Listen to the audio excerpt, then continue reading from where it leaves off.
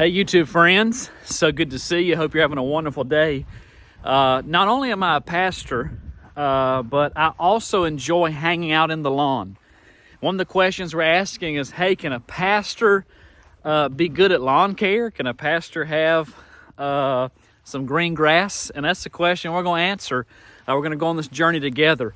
Not only do I lead a church and pastor some incredible people, but over the years, I have created a hobby and kind of fallen in love with being outside and just been out in the lawn. I enjoy watching all sorts of lawn YouTube videos, follow different channels like Alan Hain with the Lawn Care Nut and just several others that I enjoy, Connor Ward. Just enjoy watching those guys and just gleaning from them, their wisdom, and just trying to apply it in my everyday life. Not only have I been a pastor for 14 plus years now, but my wife and I, we have also bought and sold homes. And one of the most recent projects that we had is we purchased a home that was built in 1952 and completely remodeled it. I'm talking about knocked out walls, kitchen down to the studs, did major transformations on the inside as well as on the outside. And one of the things we did on the outside at that particular property was I had to learn about St. Augustine. The whole front yard had St. Augustine sod put in. And so I learned about it. It was great. Enjoyed learning about that type of lawn. Liked it so much so that we actually ended up we had the whole backyard with a clean slate and put St. Augustine sod in that backyard lawn as well. And just enjoyed it. Never had any major issues there other than some fungus in like a dark area, but it was great. Really enjoyed that project. And so when we moved here, we constructed this home a little over a year ago. And when we got here, one of the things that we did was we started with a blank slate. And this property here is about 3 acres in total. And so sod was kind of out the picture. That was beyond our budget, knew that was, not really something we wanted to kind of entertain. And so we knew we had to start from seed. Kind of explored some different options, looked at centipede, looked at, some folks had mentioned zoysia to me, and ultimately I landed on Bermuda. And I really like Bermuda. Number one, I never messed with it before. Learn. I love learning about new things. And so, wanted to learn about it. Liked the way it looked in videos I had seen.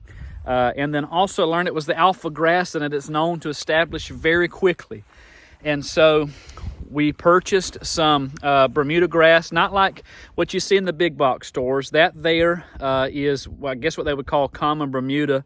It's not the kind of golf course carpet grass look I was going for. So we purchased our grass seed from Hancock Seed and Farm, I believe is what it's called. They're not sponsoring this, didn't give it free, anything like that. We just purchased from there. Actually went with the Highlanders turf is what we purchased, and got the ground to a clean slate here. And I was really just hoping and praying that we could kind of just get the front lawn. Like you can see it here. I was hoping that maybe by the end of the season last year, that maybe the front lawn would be like 60% covered. That's what I was hoping for and striving for.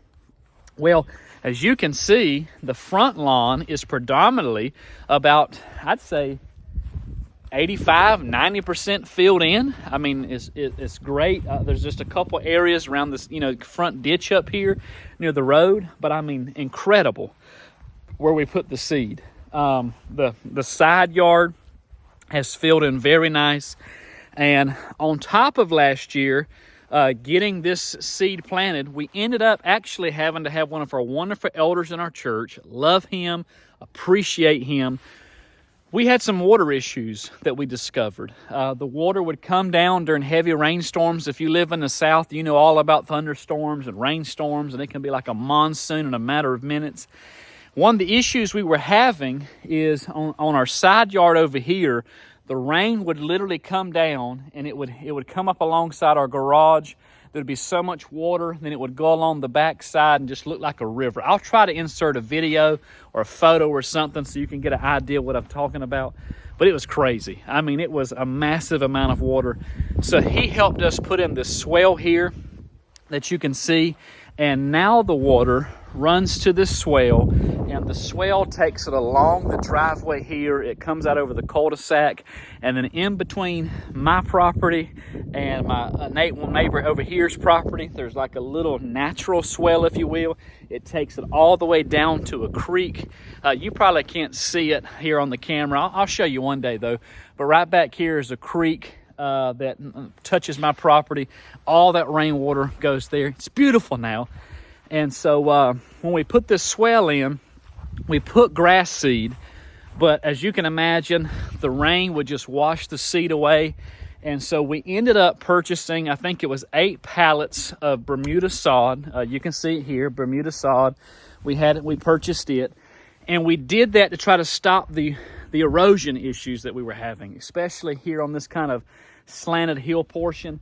Has worked beautifully, has been just a great solution. No more erosion problems, no more issues with washout, that sort of thing. And so the goal for this year is to get these bare areas that are left filled in. That's what we're going to be tackling this year. We're going to see, can we do it? Can we accomplish it? We're going to be putting some seed down here in the bottom of the swell. And I'm hoping that the seed, between the seed that we sow and this sod spreading, it'll fill this area in by the end of the lawn season. We've also got an area up here. You can see some Bermuda actually did come in towards the latter part of the season. And so we're going to plant some more seed kind of here in this bare area. And I'm just believing we're going to water it. We're going to fertilize it. And we're going to see this seed come up. And I believe the seed and the other Bermuda that's already established is going to spread, and we're going to get that area filled in.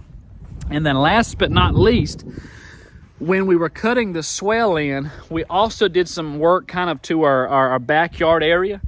You can kind of see that here. And what we did was we kind of reshaped the land, and so that if some water does kind of come off, because we kind of live on a slanted hill portion, if you will, on this land. But we kind of redirected this dirt and this land so that if the water does come, instead of it getting close to the house, it now stays away from the porch and just goes on down towards the lower part of the property, ends up in the creek. And so that tore a lot of this up. That was, again, never got around to seeding this. And so we've built a swing set for our kids. We're going to be giving all of this older stuff away to some folks who need it. They've kind of outgrown this. So we've built them this swing set, and the goal is I'm going to put some seed down here. Have never seeded this. We're going to seed this, get this filled in, looking good, nice and green. So that's the goal. Can a preacher do it? Well, we're going to find out. We're going to do it together. So today's plan, I am going to fire up the John Deere riding tractor, and we're going to cut the front and the side sections. We're going to kind of scalp those down. If you do any research, watch Behind the Pros. They'll tell you, kind of come mid-February, you need to be scalping your lawn. If you've got a warm season grass, like I do. If you're Bermuda, centipede, that sort of thing, kind of need to just give it a nice little scalp. And so that's what we're going to do. We're going to just kind of cut it a little bit lower than we usually do. I know some guys keep theirs around half an inch. Mine's just too hilly, too bumpy to be able to do that.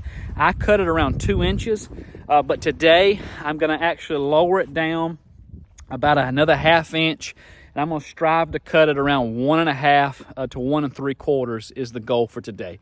Shouldn't take long, and so I'm going to set up the tripod, kind of just put it on time lapse, let you see just a little bit of footage of just cutting this grass. So that's the goal today.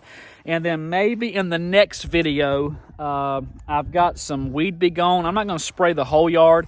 I've just got some areas where there is some predominant weeds that I want to tackle just to make sure we're knocking those guys out. And so I'll show you just one of them real quickly. Like this area right here, you can see just some of these weeds that we've got in this area over here on the side of the house. I'm going to be just spraying here just to kind of knocking some of those weeds out with just some Weed Be Gone that you can get from a big box store or Amazon. I think I bought mine off Amazon for like $8. So let's set up the camera. Let's get this grass cut, and it's gonna be awesome. Here we go.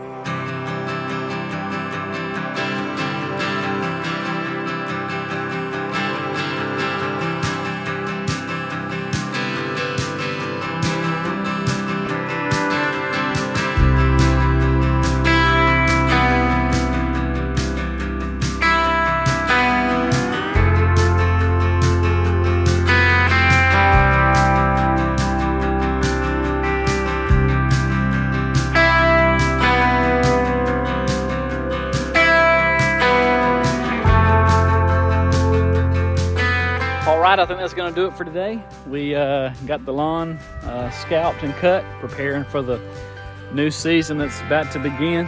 Hey, I'm like you, majority of people who's watching this video. I'm not a pro, don't know everything. I'm just learning. I'll be honest with you, I'm ignorant when it comes to a lot of things concerning the lawn, but we're just going to do this journey together. I hope you have a great week. I'm going to prepare. I'm coming down here. I just want to show it to you before we kind of head out, but I want to come down here to the creek I talked to you about, that the water runs down into the creek. I think I'm gonna grab a couple fishing poles. Kids want to go fishing, so we'll see if we get some bites. But hope you have a great day, and make sure you hit that subscribe button, like this video, and I'll see you in the next one.